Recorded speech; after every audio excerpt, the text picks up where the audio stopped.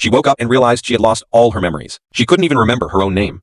The man in front of her had forced his childhood sweetheart, his own wife, off a cliff, all for a concubine. When she regained consciousness, everything was a blank.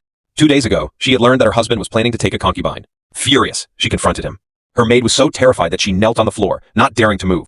On the day of the concubine's wedding, she rushed in to stop it. She looked her husband in the eye and said, "As long as I'm here, you can't marry her."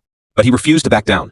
In a moment of desperation, she grabbed a dagger, determined to end things with him once and for all. But the concubine stepped in and blocked the attack. That same day, debt collectors came seeking revenge. They took her hostage, using her as leverage against her husband. But instead of saving her, he coldly told them, "If you kill her, I'd actually be grateful." Without hesitation, her husband raised his bow, aiming directly at her.